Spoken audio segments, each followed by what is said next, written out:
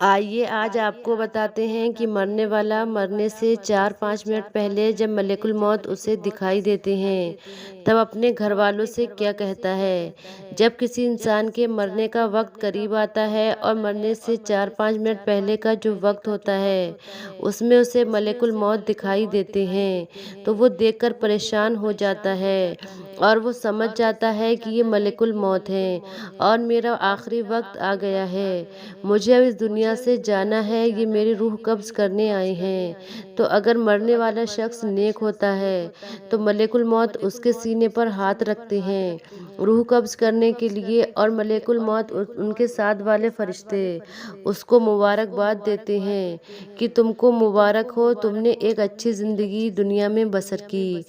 اس لیے اب تمہارا آنے والا وقت ہے عالم برزخ کی جو زندگی ہونے والی ہے وہ بہت ہی اچھی زندگی ہونے والی ہے۔ اور جو برا بندہ ہوتا ہے تو ملک الموت کہتے ہیں کہ تمہاری بدقسمتی کہ اللہ پاک نے تمہیں زندگی دی تھی اور تم نے اپنی اس زندگی میں اللہ پاک کو راضی نہیں کیا، اس لیے آنے والے جو گھاٹیاں وہ تمہارے لیے بہت خطرناک ہونے والی ہیں۔ اس کے بعد میں وہ جیسے ہی روح نکالنے اس کے سینے پر ہاتھ رکھتے ہیں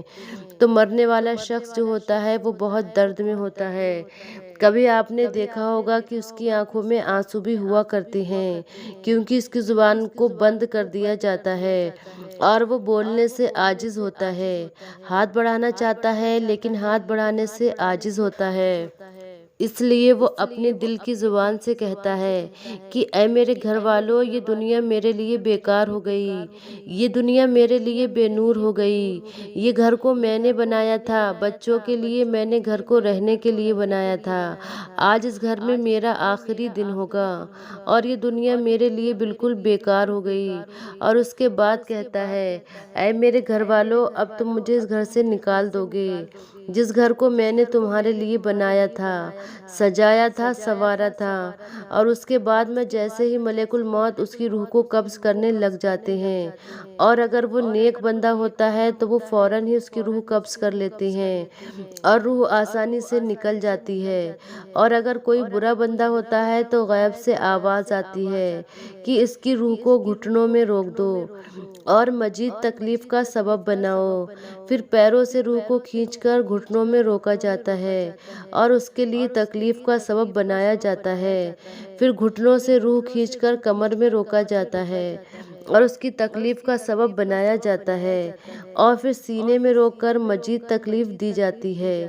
آپ نے اکثر دیکھا ہوگا کہ مرنے والا انسان جب مر رہا ہوتا ہے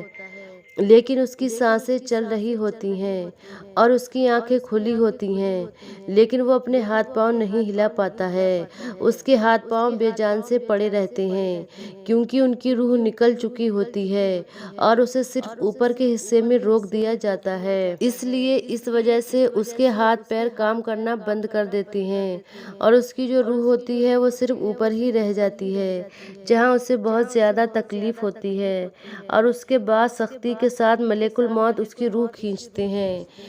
پیارے نبی حضور پاک صلی اللہ تعالیٰ علیہ وآلہ وسلم نے فرمایا،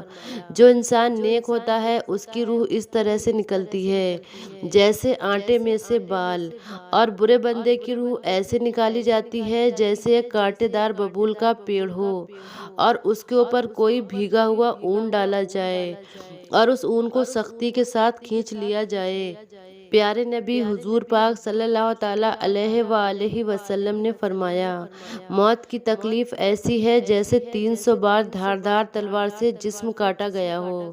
ایسی تکلیف ہوتی ہے جیسے زندہ بکری کی کھال اتار دی جاتی ہے، ایسی تکلیف ہوتی ہے جیسے زندہ چڑیا کو آگ میں بھونا جاتا ہے۔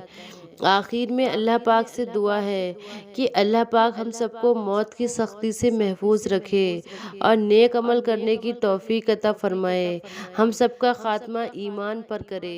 آمین۔